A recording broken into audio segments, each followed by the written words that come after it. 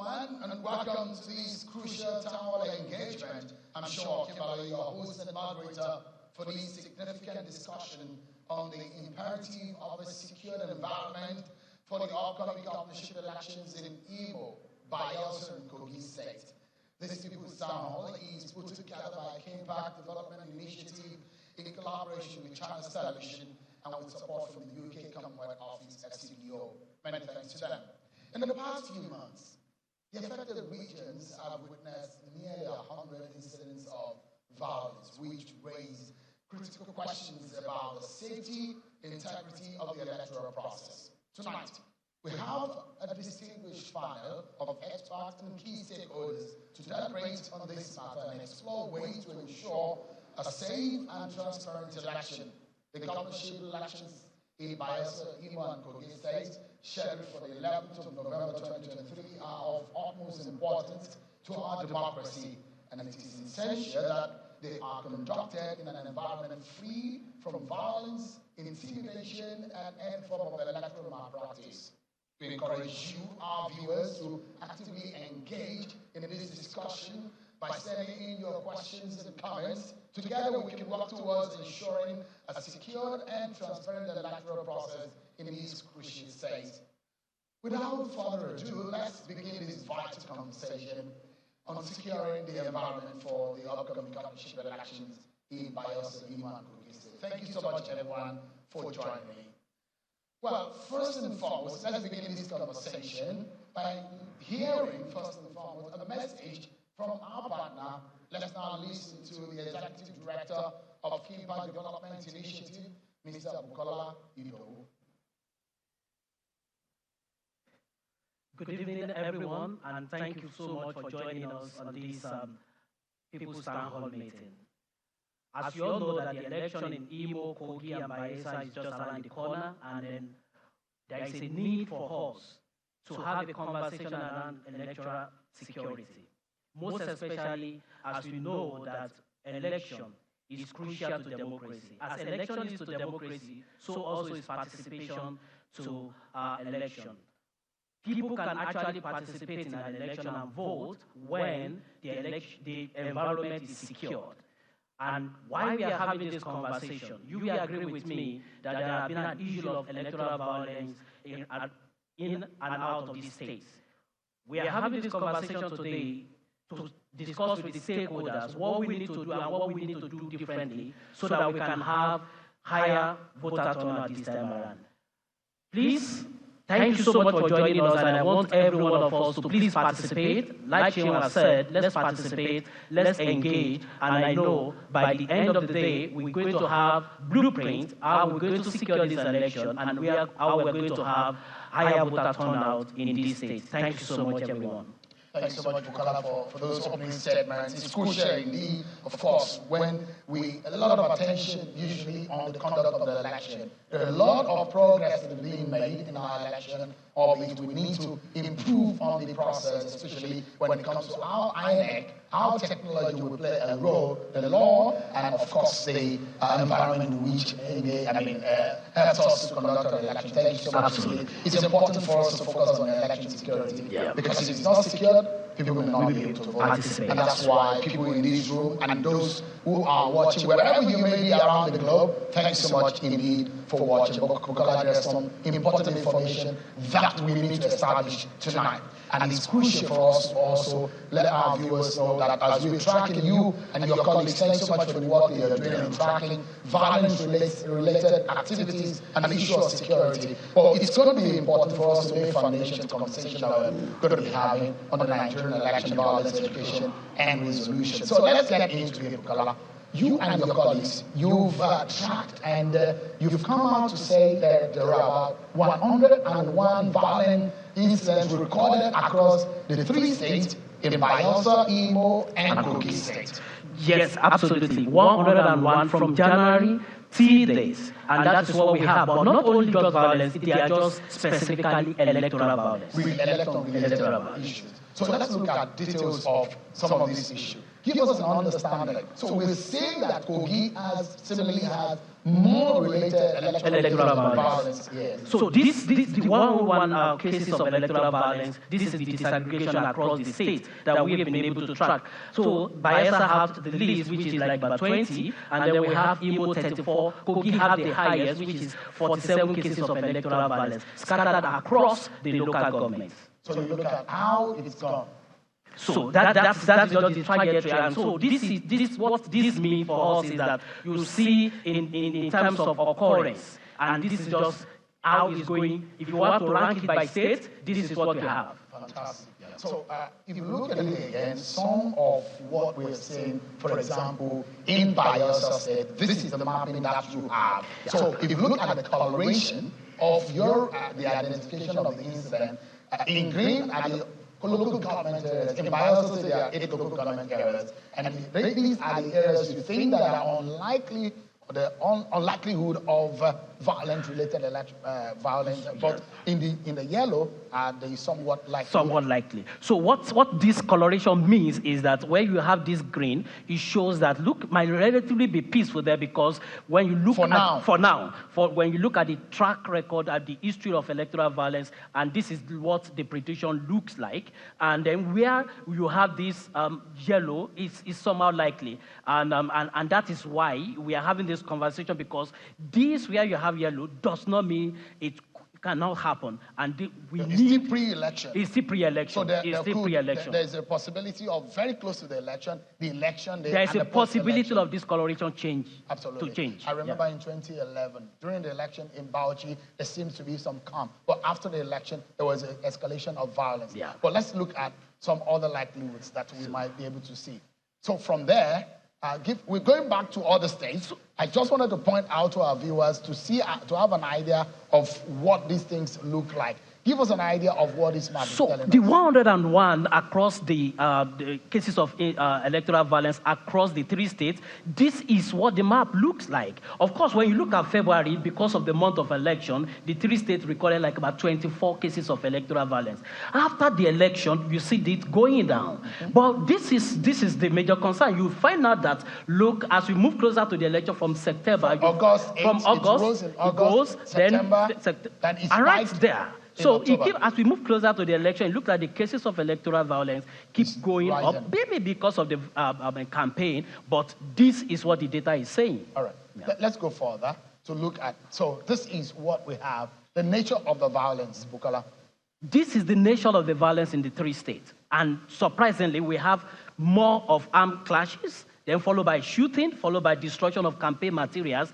And of course, this is just in the area of occurrence, and the hierarchy of occurrence, harassment, assassination, and hate speech. So let's look at state by state. Of course, so we looked at, This is what is predominant in Bayelsa. Clashes in Bayelsa, then followed by shooting, followed by destruction of campaign material, and then assassination. All right. Let's, yes. So let's look at what Imo.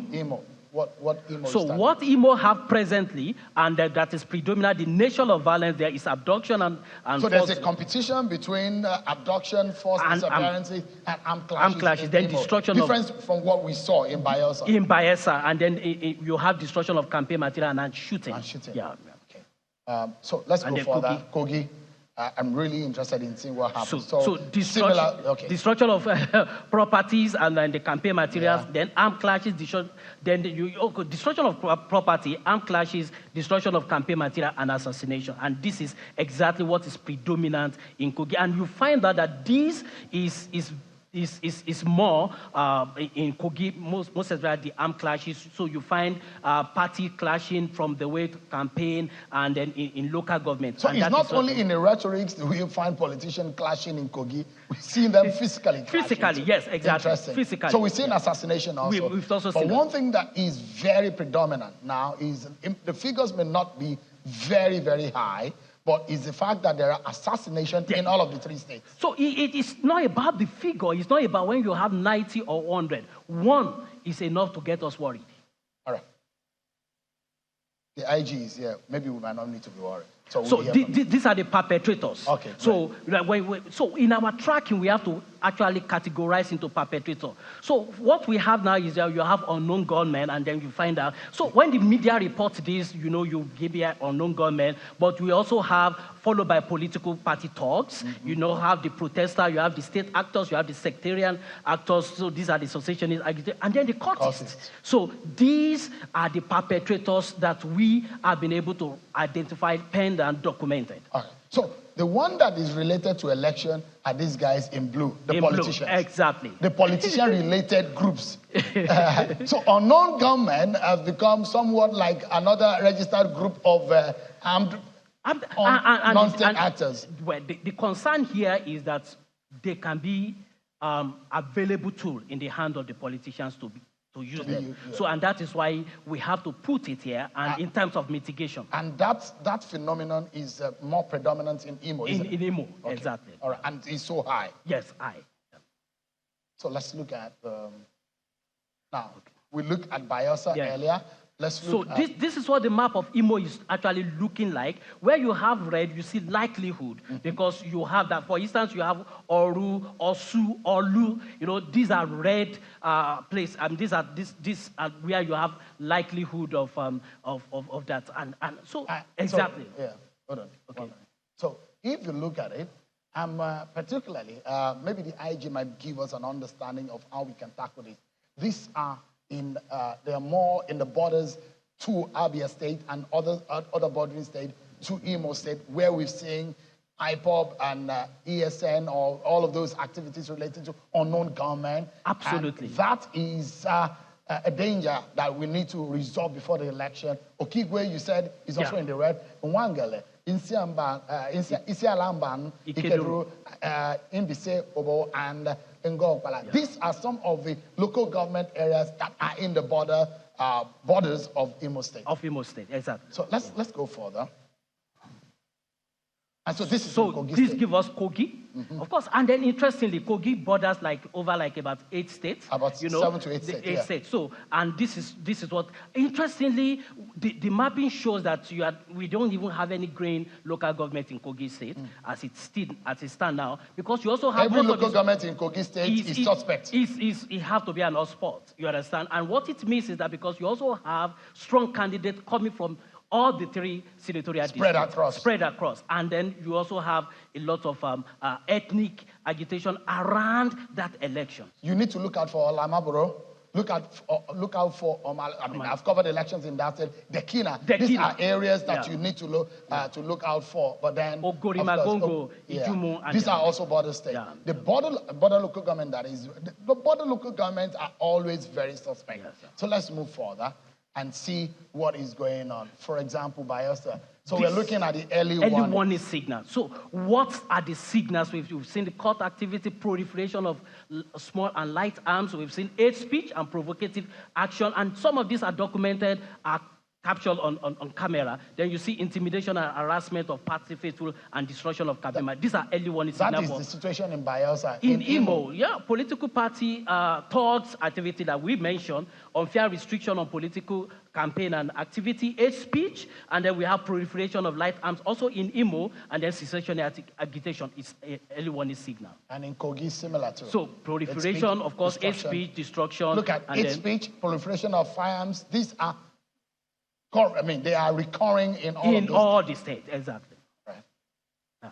So that's how we have it, and it gives us an understanding of where we are at the moment in terms of the situation. Thank you so much, Thank you so much. We'll get deep into the conversation. This is just a background to whatever is going to happen. But I'll allow viewers for now to watch some of what we have also Channels Television tracked in terms of what the key players are saying. Take a listen to a few of these sound bites.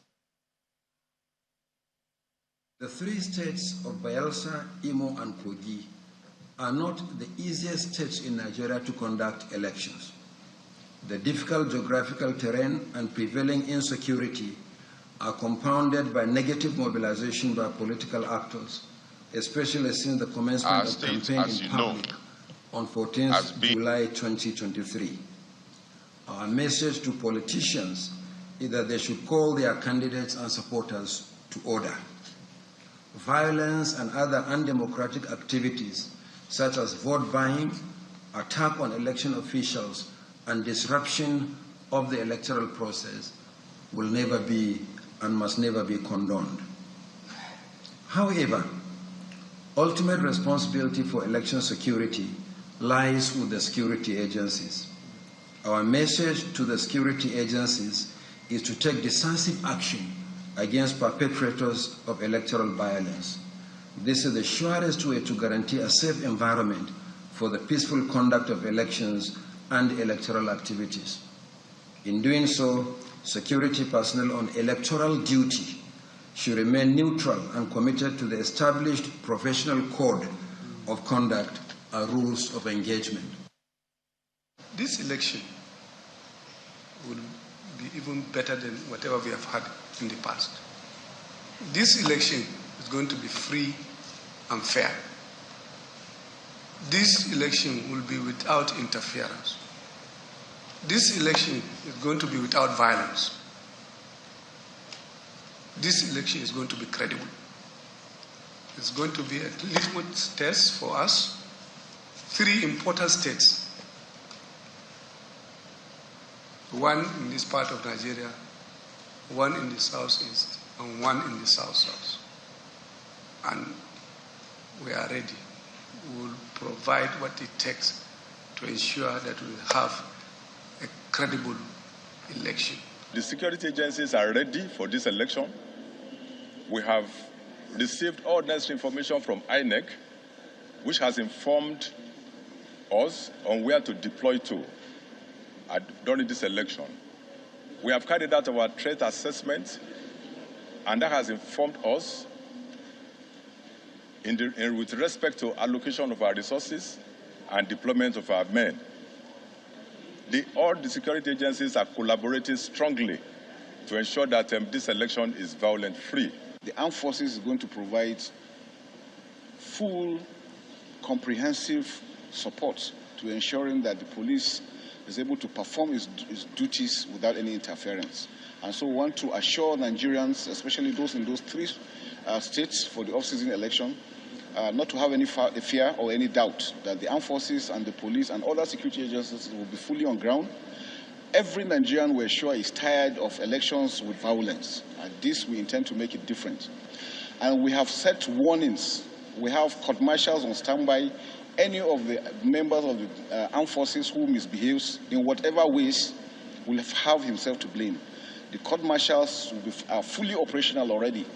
We want to ensure that we act professionally in everything that we do. Our state, as you know, has been a state of red flag anytime we have elections. We have lost lives, people have been amputated, and I'm a living witness to it. That I'm even alive is by the grace of God. In 2019, I was attacked for merely going to campaign in Nembe. Today, that vehicle is no more. If you see the bullets that were riddled on one of my convoy cars, you will think that we were in a Gaza and Israeli war. And that's what people reduce elections to in Bayelsa State. I was attacked. All right. You've heard for merely going to campaign in Nembe. The comments, the assurances that we're getting. Today, that vehicle. But the conversation tonight is about what needs to be done, what is being done, and how we can make a process better. Let's get the conversation started. Of course, tonight is a serious matter, and that's why tonight we have a very distinguished panelist to discuss these issues with us on this very special town hall. I'm indeed delighted to have the Inspector General of Police, who is also the head of the Election Security Committee. Thank you so much, Inspector General of Police, Mr. Kayode Egbetokun. Thank you so much indeed for joining us tonight. Appreciate it. And also we have, I know, I've been told that the chairman of INEC is on the road at the moment. He's been going from Bayelsa, Imo, and Kogi. In fact, the IG just flew back into Abuja because of this event today.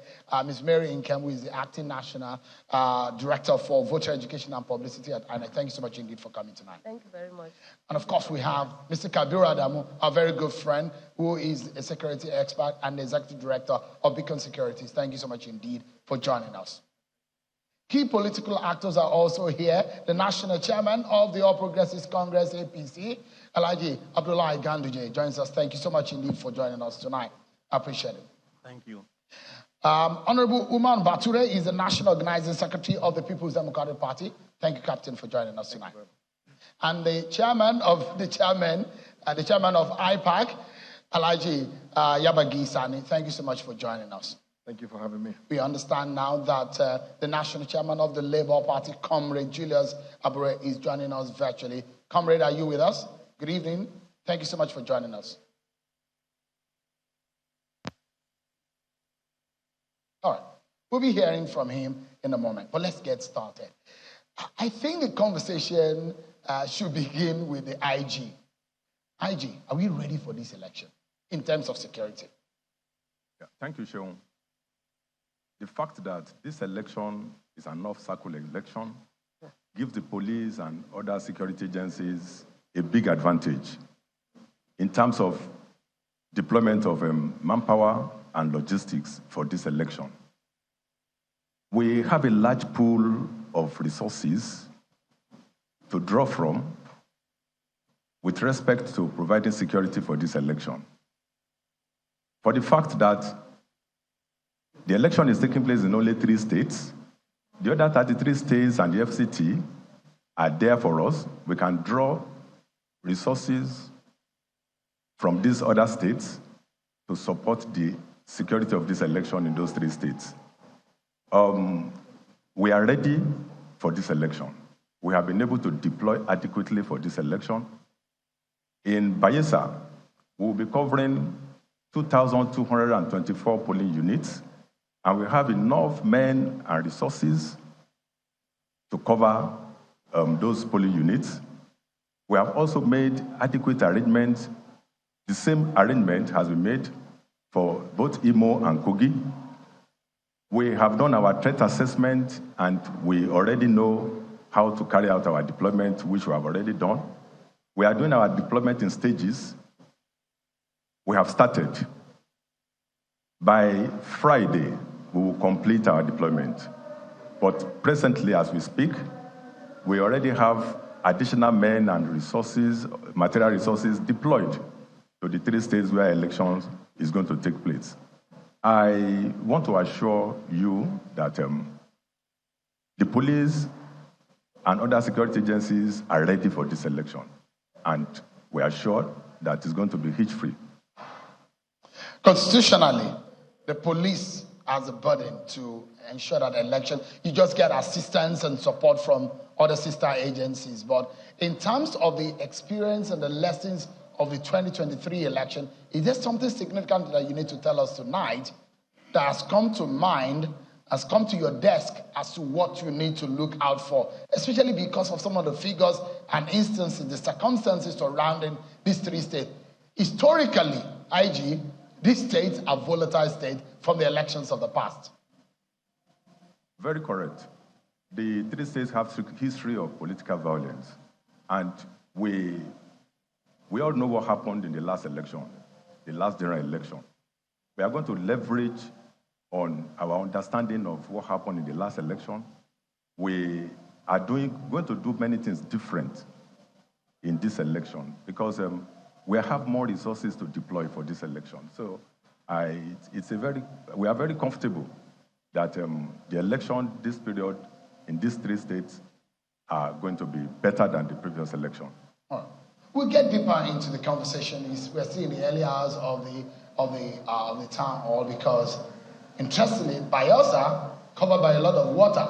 Kogi State surrounded and bordered by a lot of states, perhaps one of the most bordered states in Nigeria, and Imo has its own peculiarities also. These are different circumstances which we will come to. I wish the INEC chairman is here, but I mean, I won't drive you too much, Ms. Nkem, but give us an understanding of what worries INEC the most. INEC has a reputation that needs to be salvaged. You went out of the 2023 election with somewhat a damaged reputation. This is going to be an opportunity for INEC. What are your eyes on? What are your biggest fears in terms of security? Thank you very much. I would like to state here that, just like the IG said, the Commission is ready. I want to quote my chairman. He says we are where we want to be as we at now. All that we need to do as of today has been done.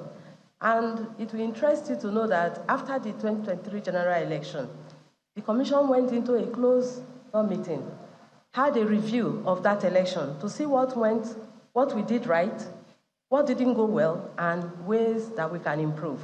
And lessons learned, and we have harvested all of those comments, and we are working on them. I can assure you that these 3 off-season elections will be far, far better. And of course, we all know that it's not easy to conduct election in these 3 states, because in the first instance, that is why they are off-cycle election. One thing led to the other. That's why they are not conducted during the general election. But I can assure you that the Commission is ready. In terms of deployment of materials, all our non-sensitive materials have been deployed to the states. And even as we speak, they are in the local government areas and they have been batched according to the polling units. So the sensitive materials will be moved to the states tomorrow, Monday. Tomorrow? And yes. At the same time in the 3 states? Yes, they are going to the state tomorrow. Based on local government this time around, the way you've always done it? No, first they will be received at the CBN. The CBN will... I mean the ballots, are they color-coded? Yes, they are color-coded. Yes, security feature yes, color-coded and customized to even polling unit level. So we can assure you that we are working. The Commission will come out better in these 3 off-season governorship elections. Oh. I'll come to you, Mr. Adamu. You and I on Channels Television, we analyzed and looked at security generally in the country. You were worried about a few things, especially because President Tinubu got into office and some of the things that he needs to put his eyes on. Now, for election security, as we move into the period, there will be a whole lot of activities. What gives you the most fear as we go into that election? And it's just Saturday. Thank you so much, Sheung. Yes, you're right. I did express concerns at a point regarding security in the country. Now, with regards to the off-cycle election, let me start by commending this public-private partnership that I'm seeing here between KDI, channels, and then the public departments. I think it deserves a lot of commendation. Just like KDI did, I'm also aware that INEC conducted its own risk management. And the result is not very different from what KDI has presented to us a few minutes ago. So suffice to say that the worry is there, it's real. And what gives you the most worry though? Come again? What gives you the most worry? What worries you the most? In risk management, the first thing you do is to identify the threat. We've identified the threat. Now, what gives me the most worry is the fact that we've not been able to neutralize that threat, and we're going into the elections. And what is this threat? In your presentation, you identified non-state actors. Those perpetrators that you presented, only 1 out of, I think, about 5 or 6 were state actors. All the others are non-state actors. Now, they are in existence in those states, and we're going into those elections like that. I'm very happy that the Inspector General of Police is here. I'm hoping that the National Security Advisor is represented here too. The INEC is represented. They have that responsibility to tell us in clear terms how they intend to neutralize the activities of those known state actors. You cannot wish them away. They're already there, just like it's been. So that's what worries me. All right. In this opening session, we're setting the background. Let me come to the national chairman of the APC, former governor of Kano State. Your party is a major, just as other parties are fielding candidates into this election. But in 2 of the 3 states, you have incumbents. And you know what they say about the power of incumbent. and there are allegations of the might, the federal might, and all what have you. What in your own eyes, or what in your own mind, is giving you worries as to security?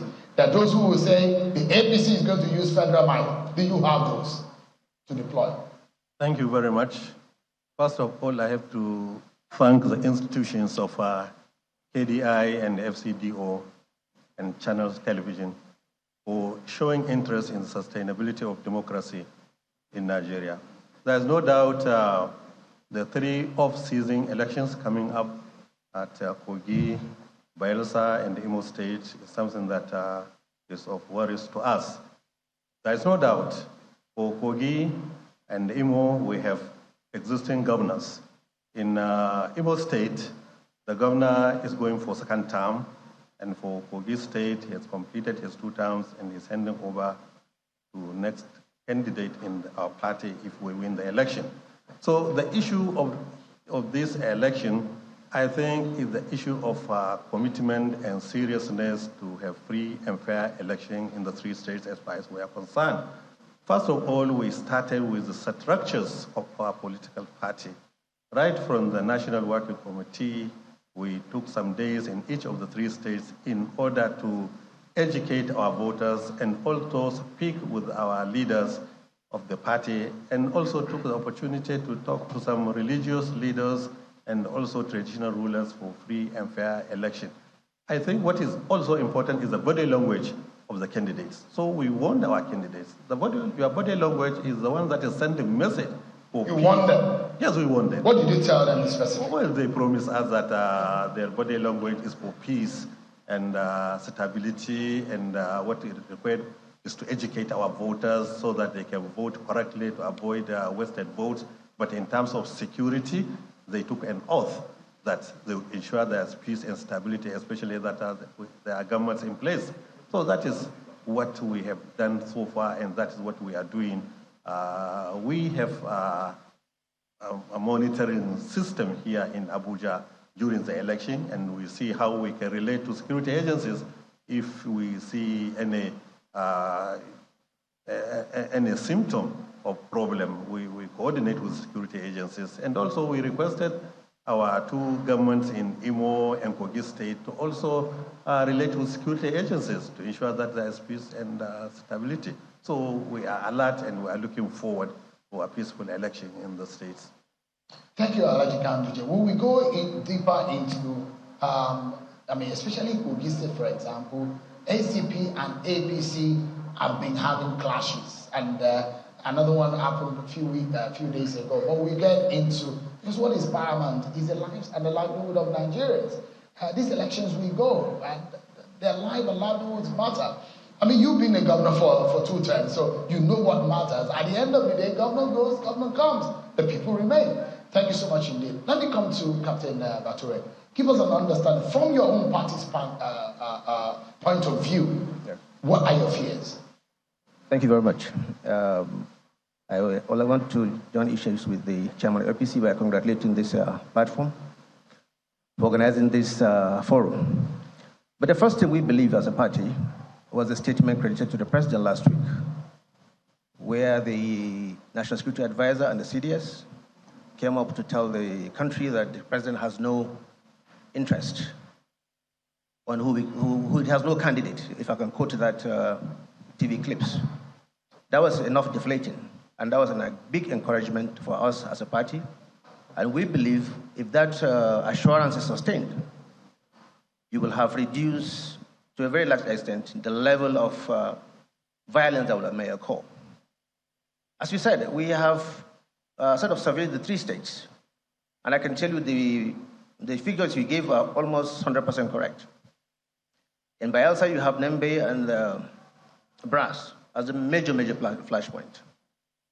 And of course, of Kogi, you know the central part of Kogi, where the governor comes from and where the APC candidate comes from, is one of the areas we felt there's going to be a big problem there. Of course, in Imo, we have the Olu zone, the central zone where the Ikeredu reside, and the Ngukwala. We believe these are already identified targets, and I believe the IG is here In my opinion, the ringleaders of this crisis in this area should be identified before Friday, so that you will now sort of further deflate this violence. Coming to INEC, one of the key issues that bring violence is late arrival of election materials. Sometimes it's a strategy with the political party that is stronger in that area. They bring the election materials late so the election can drag to the night, and that will lead to violence. So to me, INEC assurances, yes, but we believe that assurances should now reflect what they have said in the past, because they have said so much in the past and it didn't happen. So now the issue of electoral materials coming on time is key. And then the police deploying and identifying these ringleaders. They are there, everybody knows them. In all these areas that we identify as flashpoints. These ringleaders should either be invited or should be able to be incapacitated not to be able to act. You think these people are still existing in these communities? Of course. Everybody knows. There are people who are already planning for this violence, I can tell you. So the security agencies should look at the templates they have in terms of the security they want to deploy to identify these areas where before they act, you're already there to protect the voters. Thank you very much. Thank you so much. Alhaji Yabagisani, you sit as the chair of the Committee of Political Parties. What, from your meetings and the engagement with INEC, what have you identified that you can tell us tonight? Well, thank you very much for having me, and I'd like to also congratulate the organizers of this town hall. It's something that we need a lot more in politics, especially when we are nearing election period like this. So I commend them for this effort. Like you know, at IPAC, ours is to ensure that we have peace. And about 2 months or so ago, we wrote to all the political parties, the need to ensure that we have a peaceful election in the 3 states that we are going to conduct these elections. And the fact that we believe that these elections, that is the 3 state elections, are going to be successful. I'll tell you why. Our confidence comes from the fact that President Ahmed Bola Tinubu is going to, this is the first outing in supervising an election in this country as the president of this country. The Inspector General of Police, this is also first outing in supervising an election in this country. So I believe they are going to put in everything. And like the National Security Advisor has said, I'm sure that they are going to be impartial in whatever they're going to do, because democracy is about all. It's not just about one political party. And the parties, that is the individual parties that are participating, we realize the fact that it is not about just winning. It's about maintaining peace. It's about ensuring that democracy itself, survives. So as far as we are concerned, it's a plus. It's another milestone that we're going to achieve by way of conducting free and fair, credible elections. INEC is ready, and coming from the experience we had in 2023, our meetings with INEC indicates that they are ready and they are taken stock of what happened in the 2023 elections. Anything different that you noticed in INEC from the promises they made before 2023 elections? If you look at the history, look at what happened in Edo and Ondo elections, which are off-season elections. The transmission of data, was successful. We didn't have any problem. It was a successful election. So perhaps what happened in the general elections was maybe the scope, or maybe the other things that we do not have to now. You think it's possible INEC can redeem its image? Yes. Because that's a major thing. And you know what, IPAC chairman, if people know that results are being announced on television, the possibility of violence, of going into the collation center at the local government at 7 p.m., at 8 p.m. will reduce. Because they know already the result has been exposed. Certainly. INEC is very much aware of this. And that's why the INEC chairman, even the last time I saw him on the television, he promised that they are going to transmit the results from the polling unit to the IREC so that everybody will see the results. And I believe they are going to do it because they know what is at stake. Mr. Kemp will tell us whether the IRF is working well now, if your portal is all right. But let me bring you your friend, the national chairman of Labour Party, Comrade Julius Abure. Comrade, thank you so much for joining us. What are your opening thoughts on these town hall? Your party participated in the presidential election, and you'll be participating in these 3 elections also. Give us an understanding, comrade, of your own view from your own political party standpoint. Yes, I want to add my voice to appreciate the organizers of this town hall on election security. It is very timely, it is apt, and initiative like this, no doubt, will enhance and bring about peaceful conduct of election in Bayelsa, Kogi, and Imo State.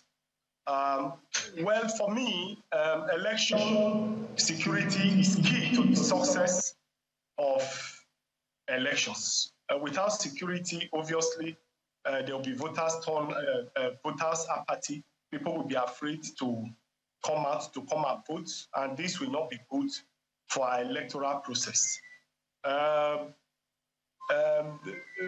There are very serious worries in respect for us as a party in Kogi and Imo State. Just this evening, report just reaching me has it that my own governorship candidate was attacked in Owerri West local government area. Just this evening, the report is just reaching me. And if while this town hall meeting is about to start, and my candidate is subject of attack, it makes it difficult for us to take into account all the assurances from the security agencies that elections in these 3 states will be free and fair. I must say clearly that arising from the conduct of the 2023 general election, there are still very high fears about the conduct of election in Imo, Kogi, and Bayelsa states. In the just concluded election, we had a situation where we had voters intimidation, voters harassment, vote suppression, harassment of voters, which one way or the other influenced the outcome of that election. Yes, it is enough. We've always had all these assurances that there will be security, people's life will be safe and secured. But I would need more of these assurances, more so that even this evening, my governorship candidate in Imo State is subject to attack. I think that the security agencies need to tell us and show us what they are going to do differently this time around in order to ensure that there is security in Imo, Kogi, and Bayelsa states. I think very strongly that the security agencies need to work more in terms of provision of security in those states. I can assure you that as we speak now in Imo State, there is palpable fear that lives and properties will not be secured in this election.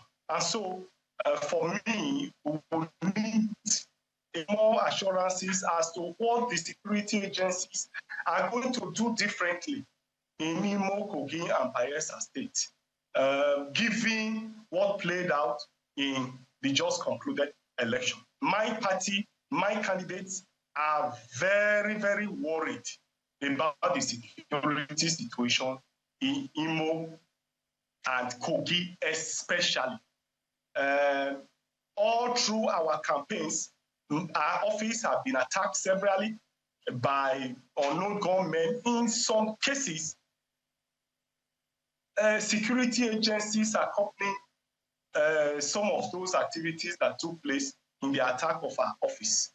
2 to 3 times our offices were locked up, shut down, and they were occupied by security agencies in Imo State especially. And therefore, all of this activity raises issues, serious issue about the security of lives and properties in Imo and Kogi especially. My major worries, our major worry as a political party is in Imo and Kogi. We have less violence, like you have analyzed in your own analysis about Bayelsa. Bayelsa may not be a very serious flashpoint. For us, we are not seriously worried about Bayelsa State, but we are very, very worried about the security situation. For your opening thoughts. But let's take a breather, everyone. We've heard the opening thought of the panelists. A few people in the room might be able to throw their own questions, and we have, look, this conversation is about solutions, and we're looking for solutions, isn't it? So that lives and properties will be protected. We vote, and we vote peacefully. We'll take a break, everyone. And when we return, we will be hearing from stakeholders, asking questions, and we're looking at solutions. The stakeholders are here, political party leaders, IG of police, INEC is represented here tonight, and we'll be dissecting election security. We're just about a week away from the D-Day. Join us again, everyone. The three states of Bayelsa, Imo, and Kogi are not the easiest states in Nigeria to conduct elections. The difficult geographical terrain and prevailing insecurity are compounded by negative mobilization by political actors, especially since the commencement of campaign in public on 14th July 2023. Our message to politicians is that they should call their candidates and supporters to order. Violence and other undemocratic activities, such as vote buying, attack on election officials, and disruption of the electoral process will never be and must never be condoned. However, ultimate responsibility for election security lies with the security agencies. Our message to the security agencies is to take decisive action against perpetrators of electoral violence. This is the surest way to guarantee a safe environment for the peaceful conduct of elections and electoral activities. In doing so, security personnel on electoral duty should remain neutral and committed to the established professional code of conduct and rules of engagement. This election will be even better than whatever we have had in the past.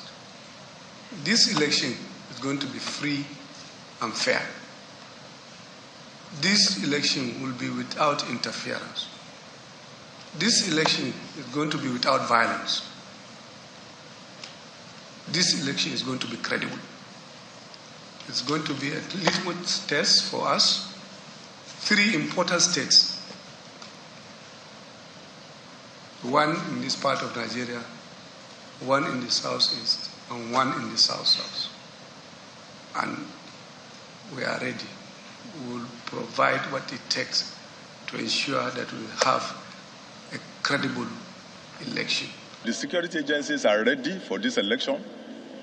We have received all necessary information from INEC, which has informed us on where to deploy to during this election. We have carried out our threat assessment, and that has informed us with respect to allocation of our resources and deployment of our men. All the security agencies are collaborating strongly to ensure that this election is violence-free. The armed forces is going to provide full, comprehensive support to ensuring that the police is able to perform its duties without any interference. And so we want to assure Nigerians, especially those in those three states for the off-season election, not to have any fear or any doubt that the armed forces and the police and other security agencies will be fully on ground. Every Nigerian, we're sure, is tired of elections with violence. And this, we intend to make it different. And we have set warnings. We have court martials on standby. Any of the members of the armed forces who misbehaves in whatever ways will have himself to blame. The court martials are fully operational already. We want to ensure that we act professionally in everything that we do. Our state, as you know, has been a state of red flag anytime we have elections. We have lost lives, people have been amputated, and I'm a living witness to it. That I'm even alive is by the grace of God. In 2019, I was attacked for merely going to campaign in Nembe. Thank you so much, everyone, for staying with us in this special People's Town Hall on election security. We have tonight the Inspector General of Police, Mr. Kaode Egbetokun. Of course, we have the Director of Voter Education at INEC, Ms. Inkem, and of course, the National Chairman of the APC, Alhaji Abdullahi Ganduje, the National Organizing Secretary of the PDP, Captain Bature, and the National Chairman of IPAC, Alhaji Abaji Sani, the CEO of Beacon Consulting Security Expert, Mr. Kabiru Adamu, and of course, virtually, Comrade Julius Abure has been speaking with us, who is the National Chairman of the Labour Party. He's a town hall, and he's about people relating and bearing their minds and getting answers. But before we allow people, stakeholders, to ask questions to the panelists, the IG wanted to respond to some of the issues that were raised. Please go ahead, sir. Thank you. I listened to some of those issues raised, and I want to say that pre-election violence is not new in Nigeria. Yet, in this coming election, we have recorded a number of pre-election violence, and I want to say that the police has always been attending to all these reported cases of pre-election violence. We have carried out a series of arms mop-up exercise prior to this day, and this has led to recovery of a number of arms. It has led to arrest of a number of suspects, which are undergoing trial right now. We are still mopping up arms, and we are still looking for those criminals that are still hiding. We might not have arrested all the criminals, but we are sure to have done fairly well in tackling this challenge. The police has a responsibility to protect the rights of all citizens, including the right to free expression of their democratic rights. And this duty is sacrosanct to us, and we are going to protect this, and we will discharge our duties to the satisfaction of Nigerians. I also want to say that this pre-election violence were recorded before we started our deployment to these 3 states. Now that deployment have started, we are going to see changes in the situations that we have in those 3 states. And we are going to maintain this into the election. And on the election day, I've said earlier, because it's an off-season election, it's going to be different from what we witnessed in the last election. So I want to say that electorates should have confidence to come out.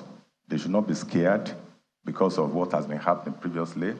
We have taken care of all the threats that we have identified, and we are sure that this election will be better. Thank you. All right. So they raised a few issues also. I like the gentlemen who are flanking here to ask the questions. But now that you're talking to the issues, maybe you might be able to help us clarify. The issues of the National Chairman of Labour Party said his candidate was attacked in Imo. Have you heard any reports in that respect? I'm not hearing that now, but I'm sure if that happened and it was reported, the Commissioner of Police on ground there will have been attending to it. What about the mopping up of arms and ammunition, light arms and ammunition, that in all of these states has reported and calculated into the analysis? Mopping up of arms and ammunition is a continuous exercise. We do it periodically, and we'll continue to do it till after the elections. Even after the election, we will still continue to mop up arms everywhere. All right. Let me allow the gentleman to begin the conversation. Let me begin with you. Okay, Sean, thank you very much. Distinguished panelists, good evening. I'm Celestine Okodili-Odo. I work with ActionAid Nigeria. Neutrality is a major factor to election security.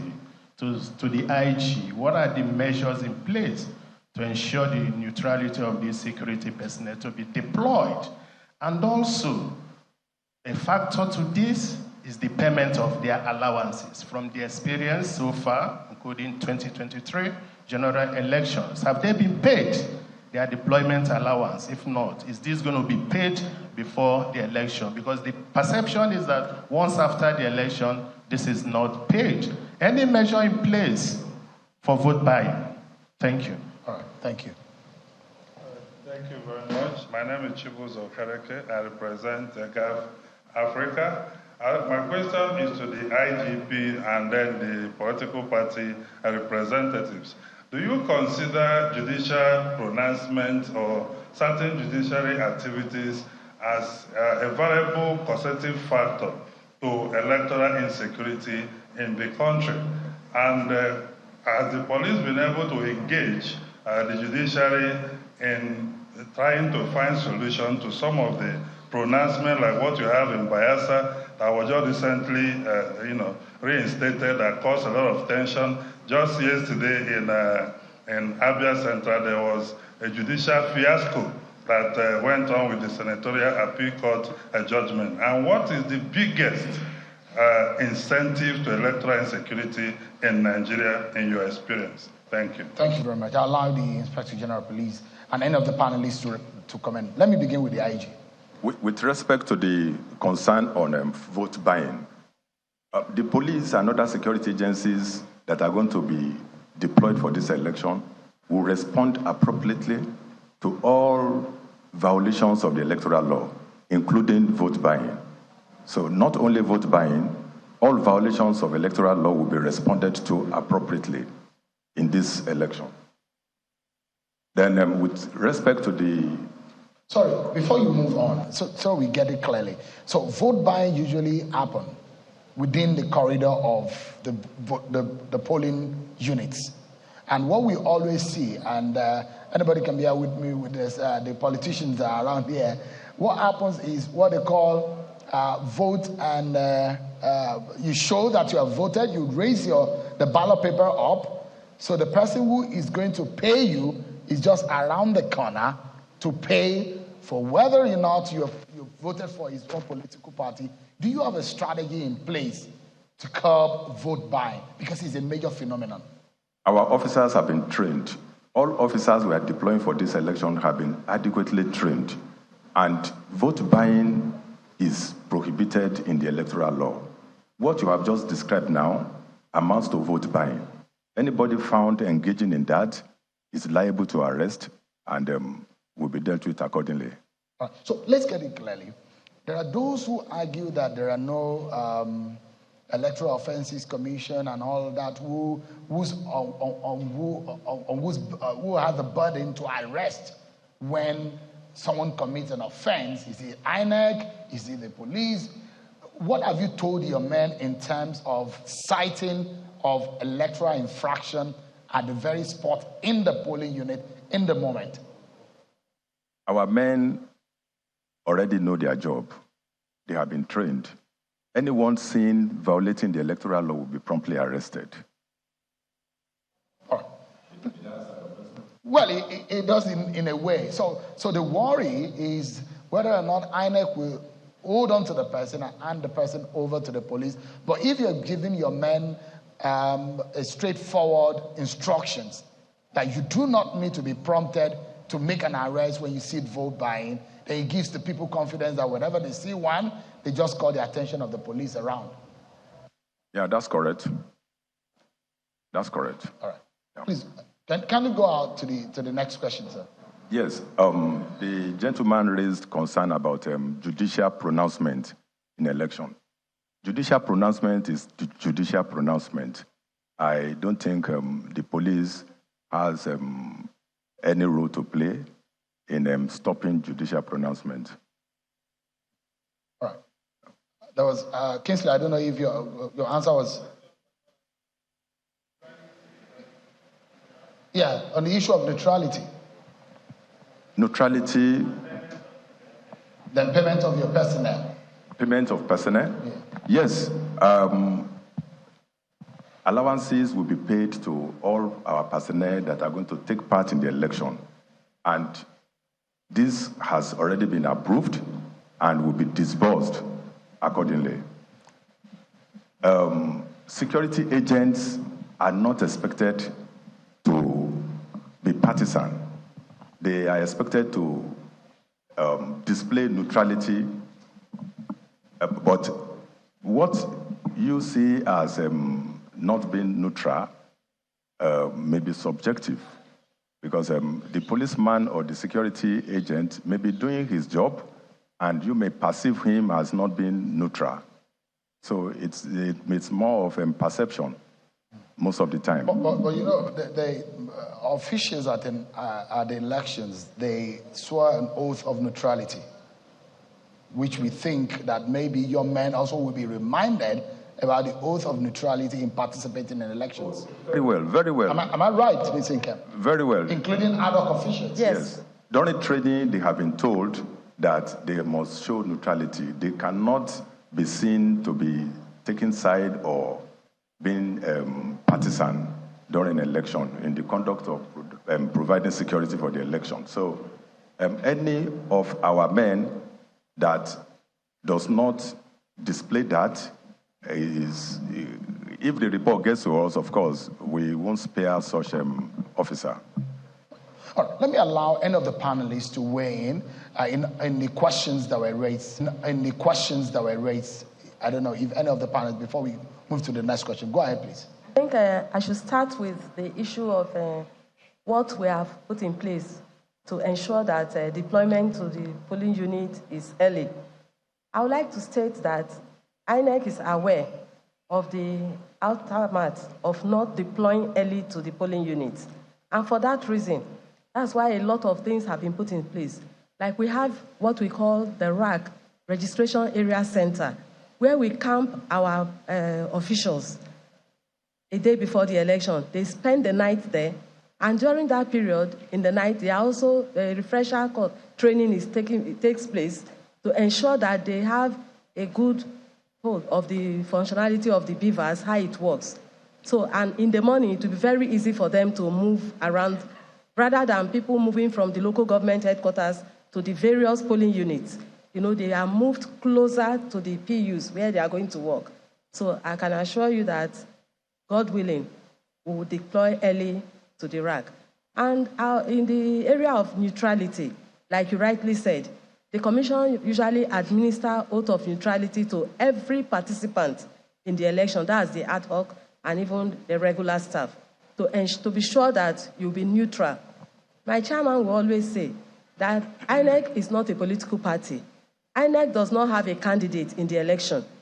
What INEC does is to conduct the election and ensure that the voice or the mandate of the people in that state, the will of the people, who they vote for, their own candidate that they want, is what INEC announces. So in the area of neutrality, I think INEC is neutral when we conduct elections. One thing that Nigerians would like to know, to hear from INEC tonight, is whether the IRF now works better.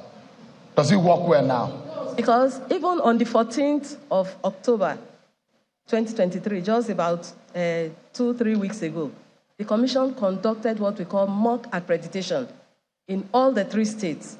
And the essence of that was to, one, to confirm the functionality of the beavers, to accredit voters, as well as upload of polling unit results to the IREV. And these were optimally carried out. Because we make reference to what happened, because that was not an election situation, it's a mock situation. The glitches that you said you experienced in the February election, has it been resolved? Have you identified was it hardware, was it software, was it a human problem? Have you identified this problem? Have you been able to resolve it going into these 3 elections? Sure, because like I told you, we had a post-election review, and all of these things that went wrong were identified. What did it tell you? What did the review tell you? Well, there was a glitch. What is the glitch? Can you tell us the glitch? Technology. You know, we use technology.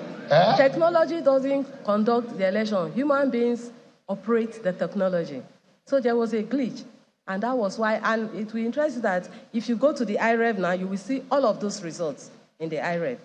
After, just that they could not be uploaded real time, but they were uploaded later on. And we can assure Nigerians, because even the mock that we conducted, within 2 hours, all the results were on the IREV. It seems INEC might be needing more than physical security. You might be needing internet security to secure your database. Let me bring in, you wanted to say something, sir? Okay, so, okay, you want to say, sorry, just a minute. Yes. Okay, this is in response to the gentleman who asked about the nexus between court's pronouncements and violence in elections. I think what the gentleman is trying to find out is the fact that the court's pronouncement does not take into account violence that might have taken place, during the elections. If you go to court and say, "Oh, somebody was killed," or "this property was destroyed," or something like that, I have not seen judgments that reflects any implications, to the. So, which means just win. The end justify the means. If you just win, then you go to court. You go to court, court will not take into consideration whatever you use as a means to win. So I think maybe we need to look at our electoral, act, and then see how, the issues of violence should be linked with the declaration of results at the various polling units. Although INEC has the right to cancel the elections in such polling units, but I don't know instances where that has happened. So I think, to my mind, maybe that's what the gentleman was trying to address, that there should be link, between violence in the election and the results, declaration of results or the winner in such instances. All right. Okay, National Chairman of the APC, please go ahead, sir.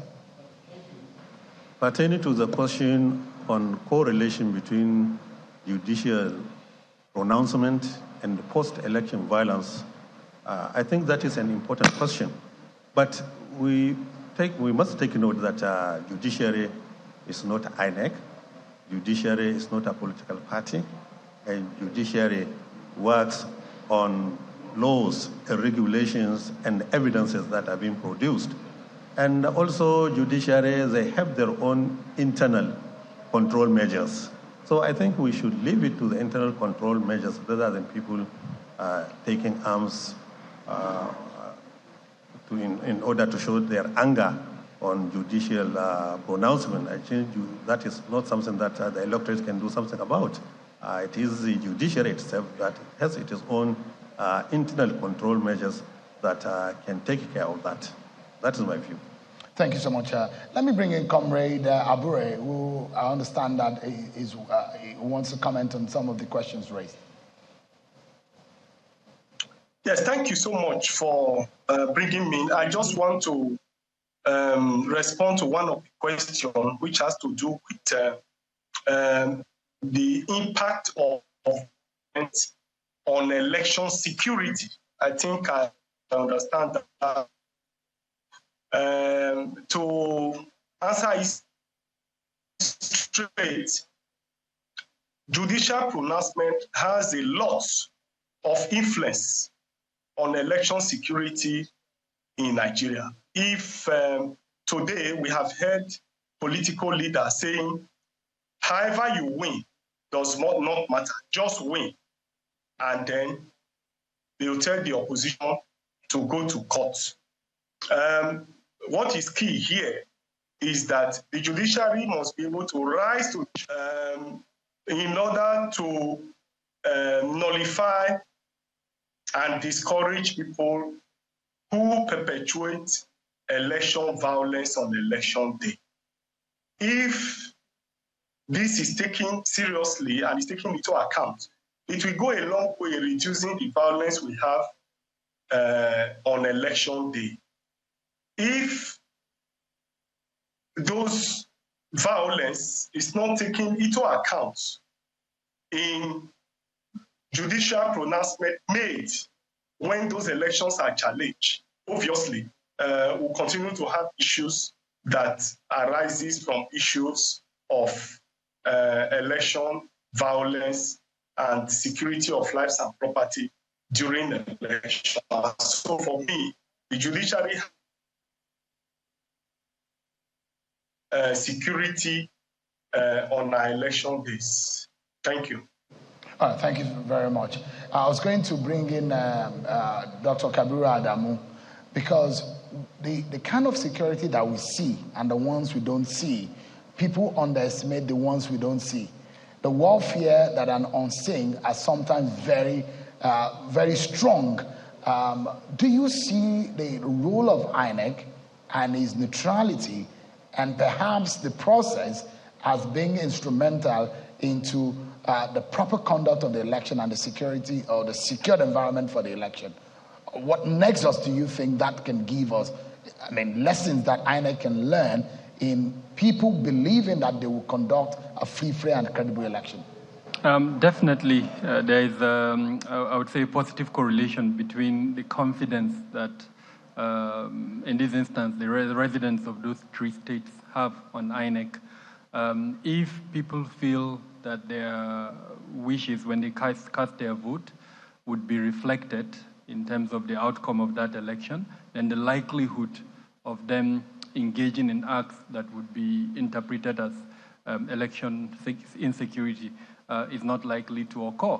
And to that extent, I think it's important that we remember that the police is not the only agency involved in election security.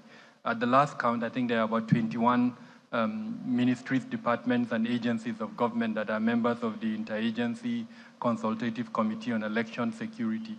And so that neutrality, starting from INEC, which is the co-chair of that body, to all the other 20 thereabout members of that body, is absolutely important. As an example, in previous elections, including in the February-March elections, the issue of code of conduct for these members of ICSES was discussed. The issue of them wearing their name tags was also, and other forms of identification was also discussed. The issue of clarifying their rules in terms of participation within the election security management process. In other words, if you divide the polling booth into 3 concentric cycles, who is going to be at the polling booth, who is going to be outside the polling booth, and then, of course, who is going to be a little bit further away. How are they going to communicate? You asked a relevant question that I think requires an answer. If there is an act that is interpreted as against any of the existing laws, including the Electoral Act, who has responsibility at that polling unit to direct either the arrest of that person? I mean, it was in your station, if I remember well, in the February elections, that we saw live someone molesting an agent, and there were uniformed persons there that did not take action. The reason they gave was because they didn't have that responsibility to take action. So I think there is a need to clarify that, and that responsibility is with ICSES. They need to meet as a group to identify all of these points I've mentioned. Now, why I brought this up is these are what would give people the confidence to come out first and vote, and then to believe in the process in such a manner. We're discussing pre-election violence, but what is even more important as a function of neutrality is the post-election violence. If people believe that the votes they cast were respected, then we're not likely to have post-election violence. If, however, they believe that INEC was neutral, or the uniformed bodies within the election security management were not neutral, then the likelihood of that violence is high, is going to be higher. You raise a very crucial. We're going to take some more questions, but IG, tell us, how much of this is going to be affected in terms of the special police officers who are security to highly placed persons, politically exposed persons, because those are usually used to harass people during elections. Are they going to be withdrawn? Any police officer who does not have a tag on that election day, can we take photos and send to you to say, this person is not supposed to be on duty? what is the standard procedure? Because you see police officers who do not have business in the election and they do not have tags. And I assume that everybody, including media personnel, observers, are supposed to wear a tag, isn't it? So police officers on election duty are supposed to wear tags, isn't it? So, sir, can you tell us, what are you telling your officers who are not on election duty? If you find them on election day, what should we do as citizens? Policemen who provide escorts to VIPs are not supposed to provide that escort on election day. Election day is an exemption to that duty for them. So no VIP will be allowed to move around with police escorts on the day of election. And anyone that does that is violating the electoral law and is liable to prompt arrest. And such people will be dealt with when they are arrested. Can we take pictures as citizens? Do we agree that we take pictures of such officers and send to the police? Is it okay, sir? It's okay. It's allowed. Thank you so very much. Yeah. Let's take some questions. My very good sister is here. Please go ahead with your questions. Can you tell us your name and your organization? All right, thank you very much. My name is Grace Jerry, and I am the Executive Director of the Inclusive Friends Association, a leading organization for persons with disabilities. Now, my question is around security for election observers. As an organization, we do deploy persons with disabilities who go in to observe the electoral process for persons with disabilities. And I'm also going to speak for women organizations who also deploy election observers to observe the process as it relates to women participation and, of course, violence. In election in time past, we have recorded or documented issues where observers have been attacked. I personally have been attacked during the Kogi 2019 election, off-cycle election, where our vehicle was stopped as election observer. We had all the signs that we were election observers, our tag, our materials as election observers, but we were attacked on gunpoint by security agencies. And at the end of the day, they apologized to say it was for mistaken identity. Whatever information they got before we drove past that checkpoint, we do not know. But what we knew was that a vehicle who carted away with ballot boxes was right in front of us. And the signals the people were giving was pointing to that vehicle, but the vehicle was allowed to pass. It was ours that came in few minutes after that was held on gunpoint. Every of the observers in the vehicle were asked to lie down on gunpoint. I was asked to lie down, but because I'm a person with disability, I couldn't go down. But just to say that in this election, persons with disabilities are still going to be deployed as election observers. Women are going to be deployed as election observers. What are the measures that have been put in place to protect these citizens? And because a very critical role that we play is to ensure that we make sure that persons with disabilities and even women are well documented in terms of number in participation, in terms of how their lives are secured and protected. So how well are you preparing to protect life of election observers and, of course, the citizens who are also women and people with disabilities? Thank you. All right. Do I allow you to answer straight before Umar asks his question? Okay, I can. Please go ahead. Yes. I said it earlier that the officers and men that we are deploying for this election have been trained, specially trained. They are experienced officers. We have experience in the last election, and we are going to improve on our performance in this election. I apologize if that happened to you in the last election, but I will expect that as observer, you should go around with your election tag. If you have your tags with you, I don't expect that any security agent will stop you or harass you the way you have just described. We all had our tags on us. Yeah. So I apologize for that. I hope it's not going to happen again. Thank you. Thank you so much. Umar, please go ahead. Good evening, everybody. My name is Umar Dan Asabi Mohammed. I work for HANDS Across Africa Development Initiative.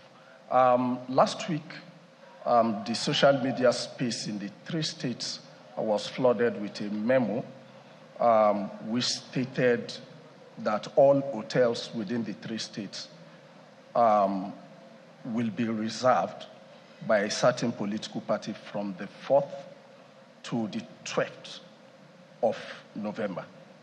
And you can easily just brush off that memo as social media propaganda until I was checked out of my hotel yesterday on the 4th, and I couldn't get hotel anywhere else. The implication of this to our election, looking at the level of deployment that will be made by INEC, by security agencies, and even non-governmental organizations, and even observer groups that will be observing the election, where will they stay? If a certain political party can just book the entire hotel across the state for this period. Which political party is this? I can show you the memo, but that surfaced on the social media. I won't say on here. I won't say on here.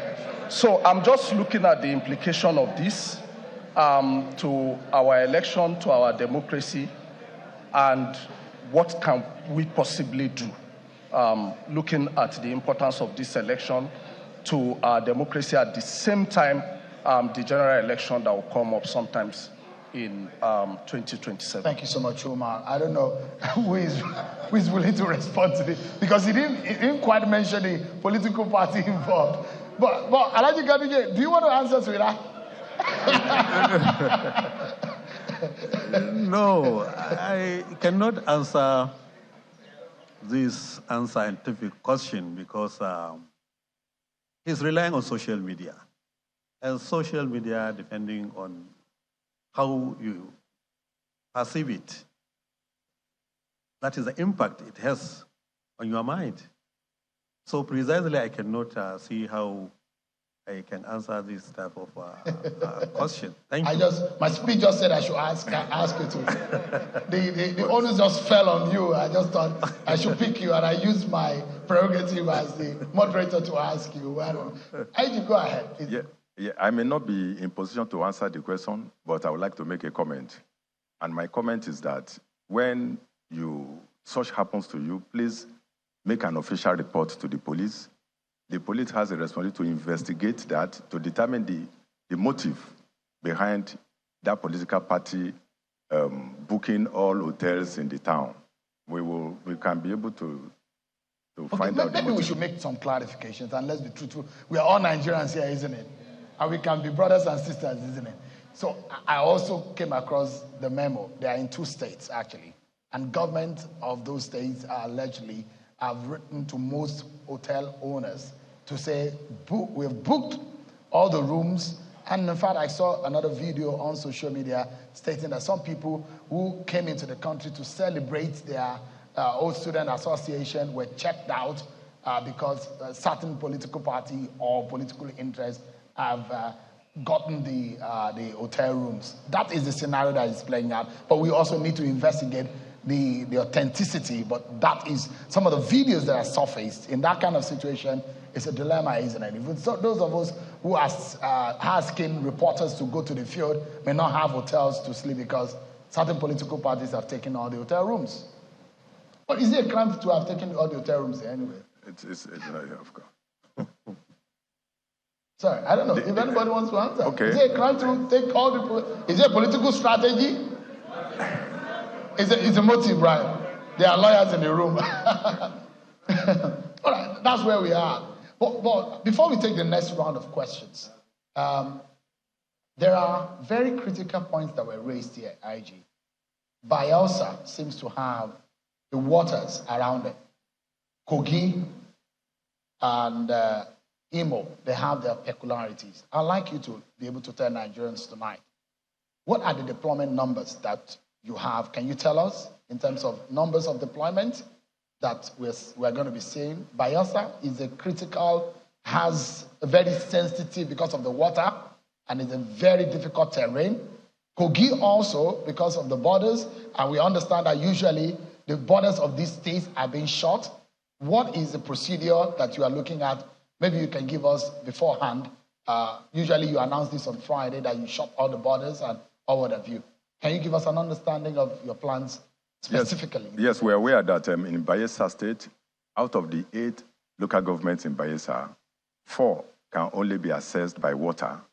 And for this reason, we are deploying more boats and more gunboats for this election. In Kogi, the same thing. We have 1 local government that is surrounded by water. We are also taking adequate care of that challenge, where that has also informed the pattern of our deployment to that local government. Thank you. How many of your officers are going to be deployed for these 3 states? Do we have the numbers? Can you tell us? I would not like to give you the exact figure that we are deploying, but I can say that we are deploying adequately. And you have enough yachts. Does the police have yachts to police the waters in Bayelsa State? Or the boats, gunboats? Yes, we have the boats. All right, interesting. So it takes me to another area that is also very critical. And it is in the evening, the night, when results are being transmitted. Usually, we see torchlights that are being used. And this is the time that is very vulnerable, that people go and attack the the collation center. Do you have any specific plan for that? Yes. To secure the local government collation center and the local government collation center. The state collation center is usually heavily secured, but the local government collation center is usually very vulnerable, especially when they are transmitting the result. And I tell you, sir, 2 elections away in Bayelsa State, on the water, those who are carrying results were being attacked and the ballot papers were being turned into the water. These are some of the scenarios that play out. We have learned from this experience, and we are still learning. This election, I keep saying that it's going to be different because I know how we have deployed for this election. If in the past, collation centers were porous, the collation centers in this election are going to be heavily secured. So that's going to make the difference in this election. Oh, thank you so much. I'd like to also ask INEC, from 2023 election, which is in February, can you give us an understanding of how much we have gained in terms of what technology has done? Because what we see most of the time is that people are being attacked, your officials are being attacked because they are collating the results. Has technology given us any kind of change? Has there been any kind of change with the use of technology? Yes, I would say yes. Because if you discover that before 2023 general election, you discover that during collation, you see some humongous number of votes that emanate from some areas. But in the 2023 general election, this didn't happen. Also, you see that in 2023 general election, the outcome of the election was spread across most of the political parties. So I think I would say the technology has really done so much. The beavers, we say, is a game changer. And now also, the era of snatching of ballot papers, ballot boxes, and so on, I think is a thing of the past. Because at the polling unit, when the presiding officer, after the election, the results have been entered into the result sheet in the polling unit from EC8A, what the presiding officer will do is to take a snapshot of that result sheet and upload it into the IREV. So even when we are not canvassing that people should snatch our ballot papers or snatch boxes anyway, but what we're saying is that even in the event of such, I think we still have a backup where we can get our results. So I would say technology has really done so much. Thank you very much. Okay, sorry, go ahead.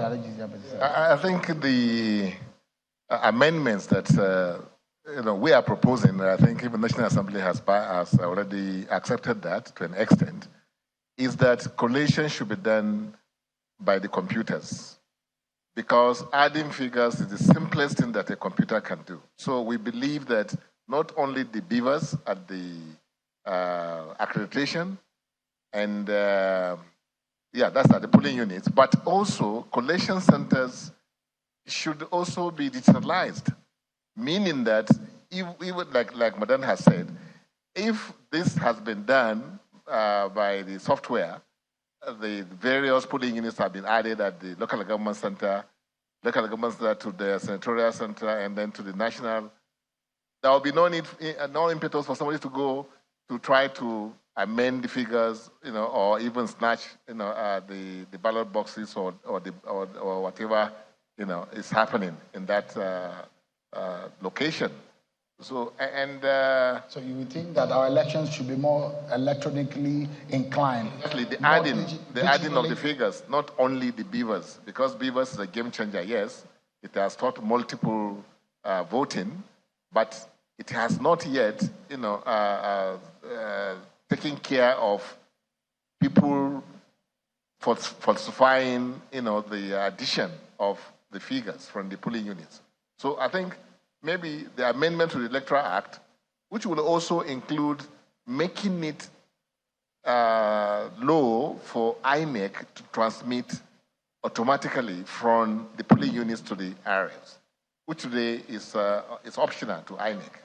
So these two things are key to us getting our election free, fair, and credible. All right. Yeah. Let's get some questions in. I have Michael Olani and Vivian Odunze. Vivian, please go ahead. Good evening, everyone. My name is Vivian Odunze. I'm a broadcast journalist with Radio Maria 91.3 FM here in Abuja, the Voice of Truth.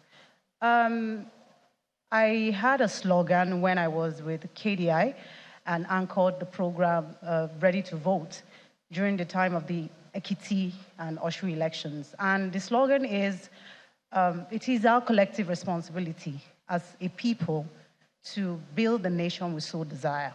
And I'm glad that every stakeholder is represented here because we are looking for solutions, like Sheon said. I listened to dear Ma from INEC speak to us. With all due respect, I wish I was convinced, but I know there is always room for improvement. And now my question is regarding the regarding INEC. With the past events of the elections, the incidences, and even with the just concluded or the past presidential election, we had situations that had created a level of disappointment, a level of, feeling that we have in the air as far as the country is concerned. And I wish INEC could tell us more or better what it could do with what we are faced with. We have Kogi, we have Imo, and we have Bayelsa. I'm particular about my state because I'm from Imo State. And when it comes to the people's mandate, please, Ma, can you tell us from INEC's end what can be done or what you're doing better? I know you've spoken to us about that, but I want to be more convinced to know what can be done better to see that the people's mandate is respected, especially in my state, Imo State. Thank you very much. Thank you. Do you want to take that before we take Victor's question? Michael. I can take that. Okay. Yes, the law empowers the commission to conduct election and to decide the modality for which that election should be conducted. Also, I'm aware that the law also empowers the political parties to have polling agents in every polling unit. And the law empowers the commission that after the conduct of election, when results have been written, that all the polling agents present, as the representative of the political parties, are issued duplicate copies of the results from the polling units. So that should also even serve as a check. Apart from the issue of uploading the scanned results of the polling unit to the IREV, where everybody can see it. So I would say that the commission has put in so much to ensure, like I said, the commission is not a political party. Neither do we have any candidates in the election. Our role is to moderate the election and to ensure that the voice of the people is what prevails. So if the political parties do their bit and INEC does its bit, we will not be where we are. So you're saying that the political parties should have their agents and they should have their own records? Sure, that's what the law says. They have their agents at the polling units and they are issued with the results, duplicate of the results. So even for the 2023 general election, in all the polling units, if they had their agents at the polling units, they should have copies of those polling unit results with them. Thank you so much. Let's allow Michael to ask his question.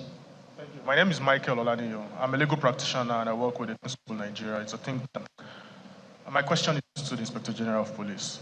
We're talking about the election security, for the future, basically, talking about this weekend's elections and the future. My question to you, sir, is what is the level of see-through with regards to past violations? It is one thing for us to talk about what we will do, but a major deterrent to crime is punishment for past crimes. What has the police been able to do in terms of seeing cases through, beyond arrest, beyond initiating prosecution?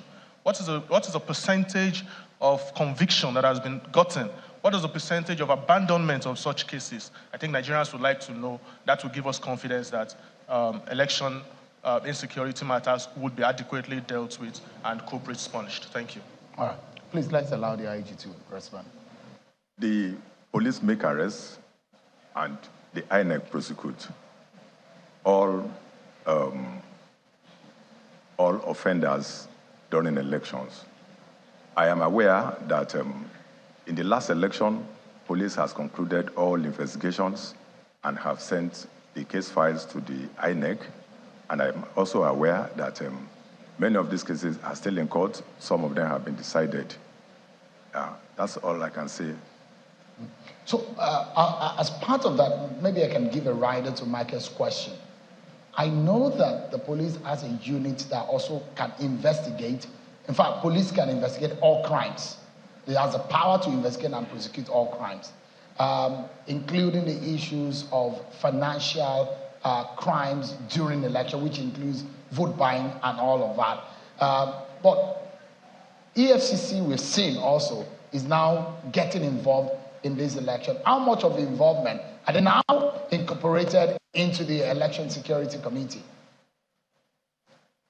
The police has power to investigate all cases, and all cases that are brought to the police have been investigated with respect to election violations, and INEC has the power to prosecute. So after investigation, the police send those case files to INEC. INEC will now decide whether to go to court or not, and that is it. Oh. Sorry. So, okay, just give me 1 minute. Let me allow Captain Bature to speak. Well, my comments to various questions is a cycle of what the gentleman said, neutrality. If the police, INEC, and the security committee are neutral, most of these challenges that we're talking about that will trigger insecurity will not be there. And I'll give you 2-3 examples. There's a lot of uproar with regards to the Commissioner of Police in Imo State, with regards to his conduct.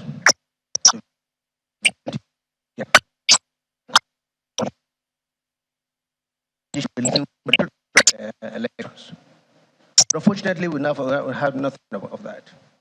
And these are things that will signal the likelihood of bias when it comes to the election.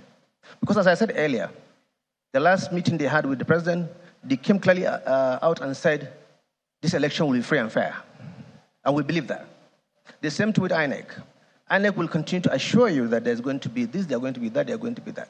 But the issue here is, as I said it, the arrival of materials late will precede violence. What you call using torchlight to collect the results. But if the INEC can come early, the police neutral, and I'm very sure the other agency of government, and I always want to ask this question, what's the difference between vote buying and vote canvassing? I think there should be a difference in terms of what is an offense, but between vote buying and vote canvassing. The neutrality is the key to all this conversation we're doing. The neutrality of the security agencies or the umpires of the election is the key to the success of these elections on Saturday. Thank you. Let's allow IG to respond to that. He mentioned Imo and issue of neutrality. The CP in Imo, isn't it? Yes. Yes, I am aware that there have been allegations on the social media against the Commissioner of Police in Imo. But for this election, we are changing the Commissioner of Police. May not be, the fact that we are changing him may not be because he has been found guilty of those allegations, but for neutrality's sake, we are changing him for this election. So he's not going to be there for this Thank election. you for doing that. Thank you for doing that, Mr. IG. Please go ahead. The lady here asked a question, asked INEC to give them more confidence about the coming election.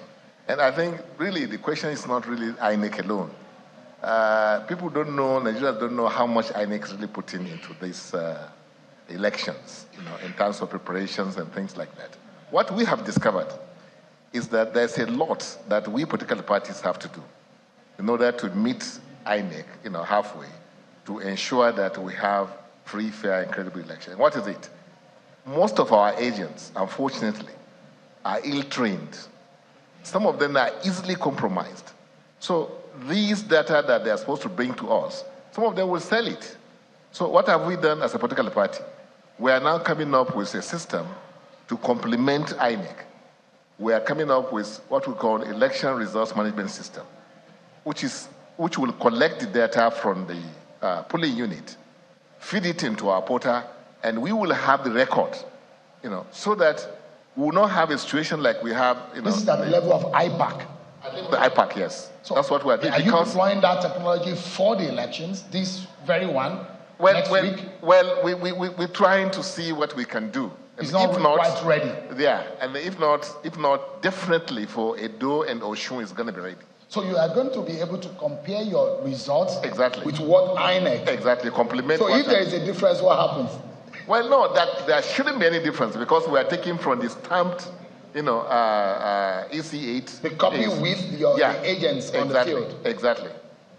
Which is pasted on the wall. I mean, it's there. That would be good. We'll be hoping to see how that pans out. Yes, because they blame too much on INEC and people, and then we also have our own side of the blame. That's what we are trying to take care of. Because I'm going to ask some very frank questions to the political leaders. If you see the statistics and the data that was shown earlier, one of the major problems is the activities of political actors in all of the violence. And I will allow the political leaders to be able to respond to this. But we went on the field into some of these states to find out from the voters what their fears are about issues of security for this weekend election. Let me allow you to listen to some of their thoughts. I've actually lost faith in this government. I've lost faith in INEC. I've lost faith in everything that has to do with election. So whether it's going to be free or fair or maybe violent field or whatever, I don't know. I don't expect anything good. I don't expect anything bad. There is going to be free and fair election. We are fully, packaged for it. We are fully serious about the election. We have our fear. We also have our concern and expectation. In Kogi State, our history have shown that election in Kogi State can be very challenging. But however, this is an obstacle election where you expect more security deployment. However, when are you deploying the security personnel? Is it 24 hours to the elections, 36 hours, or even 1 week to the elections? All right. You've heard some of the views of these voters in some of these states who are speaking on the ground on what they feel. And perhaps, let me allow Ms. Nkem and the IG. The confidence level is low. People feel less secured. People feel election or the result may not, the votes may not count. And allow you to be able to tell our viewers and Nigerians at large, should they go out and vote? Will it count? Are they secured? Let me begin with Ms. Nkem, please. Yes, I would say every citizen or everyone resident in these 3 states and who is eligible to vote, which means the person has a voter's card, should go out on election day to exercise his or her franchise. You see, election is a multi-stakeholder affair. INEC is not the only one doing it. My brother there was mentioning the issue of late deployment. Like I said, we have done a lot to even establish the RAC centers. We have what we call the RAC Registration Area Center. We have the Super RAC, where we house our poll officials and the materials, so that it will be easy for them to deploy to the polling unit on election day. But we all know that some of these polling units, they are not places that can be accessible by foot. So they need vehicles to move. And the commission goes ahead to make arrangements for these vehicles. But you see, what on election day, if the driver fails to come on time, what can the commission do? So you see, Nigerians, we just have to help ourselves to make sure that everybody, every stakeholder plays its own role so that INEC can deliver. What we want to extract from you tonight is a week to the election. Can you tell Nigerians tonight that INEC would deliver a free and fair election? I want to authentically say yes, INEC will deliver. INEC has always delivered, and we continue to deliver. You see, I went for a program recently, and one of the presenters made a statement. He said what Nigerians need to do is to unlearn what they have learned so that they can learn more. We should forgive INEC. Well, do I say... Is that what you're saying? Is it not when somebody has committed an offense? Forget about the past. Forget whatever has happened, we should look forward to the future. I'm not saying forgive. Is that what you're saying What I'm tonight? saying is that we keep improving. We'll improve. We'll get better. We will conduct this election better than we did in 2023. As a promise you you're all making to agree with Nigerians. me that 2023 was better than the previous ones. And we keep improving. These governorship elections, the 3 states, will be far, far, far better than what we did in 2023. Thank you, Mr. Kim. IG, it's your turn. Can you give Nigerians confidence? Especially you heard some of those who say they are not sure whether they will get security. What can you tell us tonight that no blood will be shed and lives and properties will be secured? Can we get that commitment tonight? Some people might have lost hope, but so many people are still hopeful. But my concern is with respect to security for the election. I will keep giving the confidence to the people that those who are registered voters, who are eligible to vote on the day of election, should come out to vote. Security have been adequately deployed, and the security deployed are meant for their safety to to provide protection for them. We will do our best in making sure that this election is very well secured and will reduce the incidences of violence in this election as much as we can. Thank you. We'll hold your word to it tonight, IG. I didn't rule out that I didn't rule out violence at all, but I'm saying that we're going to reduce incidences of violence in this election. How tough are you going to be on criminals or anybody who wants to participate? My advice to criminals is that they should stay away from this election because it's not going to be business as usual. They are not going to be given space to operate during this election. And I really mean it. And you will start seeing what's going to happen in these 3 states from Wednesday of this week. By Wednesday, security agents will be dominating these 3 states. So criminals who may want to come out on the day of election are advised to just stay away because they might not find it business. It won't be business as usual for them. Thank you. Let's get our final questions for this town hall. Okay, my name is Adewale Aderemi. I'm Director of Democracy and Governance at NILS, National Assembly. My intervention regards that intricate need to balance security presence, with an environment that conduces to good election. A lot of security does not necessarily mean good security. If you look at what happened in Anambra State, the over-militant environment directly led to apathy. Okay, so this is an off-cycle election, and military presence, and I use that word military in a technical sense. The armed forces, the army, the navy, what's the third one? The Air Force.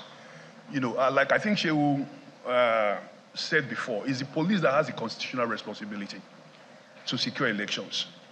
It's an off-cycle election. I admit that the security risks, are high. Can the police not go it alone? Do we need to have, an over-militant environment that will then keep the women, the people with disabilities away from the election, It may be a redundant question because I'm sure you're already deployed.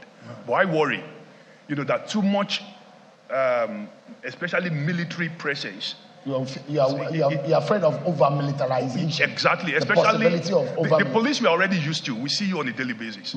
But when you have too much military, Air Force and all of that there, sometimes it scares the electorate away. Thank you. Thank you so much. To correct this impression that the presence of security agents should scare people who want to come and vote. People should feel more confident when they see security agents around. I think that should be the case, and we shouldn't be scared that security agents. We deployed based on the threat assessment that we have carried out, based on the intelligence we have. That usually inform the number of men that we deployed and all of that. So when we see massive deployment of security agents, I think that should give confidence to people who want to come and vote and deter criminals who may want to come and disrupt the election. All right, this is how we're going to wrap it up. And I'm going to give the political leaders, especially the APC, the PDP, and the Labour Party, we'd like to get a confidence from you. Part of the major statistics that we saw was the role of political party and the so-called political thugs in the violent activities. And I'll begin with Alhaji Ganduje. Can you tell us tonight and tell your followers and your supporters to stay away from violence and give us confidence tonight that this election, from the APC point of view, you will ensure that there will not be bloodshed? Thank you very much. First of all, we have taken so many steps in order to ensure free violence election in the 3 states. We held several meetings with the leaders of the party at all levels. And also we had discussion with the relevant stakeholders for free and fair election and for violent free election. So I would like to seize this opportunity to remind our members, to warn our members that Mr. President of the Federal Republic of Nigeria, Bola Ahmed Tinubu, has already told us what matters to him is free and fair election, not the result of the election as such. So we have to abide by that. Even though we know those who are contesting and the party itself, we are all meant to win election, but we should win election in a very judicial way and as according to the laid down laws and regulations. So I call upon all our members to take note of this so that they stick to the tenets of the election. Yeah. And another thing that I would like to advise, you see, this issue of town hall considering election matters and security issues should not be just before the election. It should be part of our political culture to have very strong political parties that can be, followers can respect their leaders. But if we have all sorts of political parties with all sorts of kind of structures that members don't even respect the leadership of the party, I think we are still in trouble. So the government should encourage the formation of strong political parties to serve as an institution. Another thing is that all this kind of publicity, taking precaution, discussion of security issues, election matters should be institutionalized so that it will be all the year round, and different elements should be created to ensure that there's adequate publicity throughout the year so that people will be committed to election matters. I think that is how we can sustain our democracy.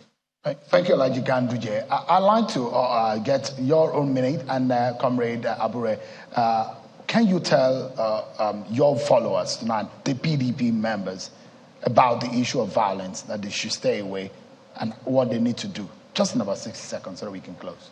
It's what we have been conversing over the years in most of our elections, and the people can attest to the fact that most of these issues of political thuggery comes as a result of failure of the state to protect certain interests in a particular polling environment. But we have already made it clear to most of to all the candidates at the various campaigns that the violence does not pay. You will carry a little burden for somebody to be killed for you to be voted for. And I'm also calling all our members across the 3 states to adhere to all the rules and regulations of the elections and make sure that we come out victorious. All right. And the thing I wanted to mention is, outside the fact of I just addressed it, in the call for neutrality, I also call on INEC to reshuffle those recent electoral officers in those states for the time being. They can bring in somebody to run those elections so that we can now know everybody is neutral. Thank you very much. Unfortunately, Comrade Abure, I will steal out of your time because we need to run. If you can spend 30 seconds to tell your followers about keeping the peace and running away from violence. Can you do that in 30 seconds, Comrade Abure? Well, having heard from the IG and other security agencies, I want to add my voice to call on the people in these 3 states to come out and vote for candidates of their choice, and to also quickly state here clearly that my party, our supporters, have been the victim of attack, even in 2023 general election, and activities leading to this campaign and other and the election that is coming up on Saturday. However, I appeal to our members to be law-abiding, to play by the rules, so that we can have free, fair, and credible elections. So much. What a moment it's been. I mean, I'm not sure we've had a moment where we had to discuss election security, because the lives of Nigerians matter. Ladies and gentlemen, can we put our hands together for our panelists and everyone that's participated? On behalf of our partners, Impact Development Initiative, I must thank sincerely our panelists and those of you who have watched. What is very fundamental is a democracy must be protected. Your own life matter. Come out on Saturday, November 11th, and vote, because your vote will count. If you as citizens stand up to be counted. Thank you so much indeed for watching, everyone. I'm sure Akim Aloe. Have a wonderful evening.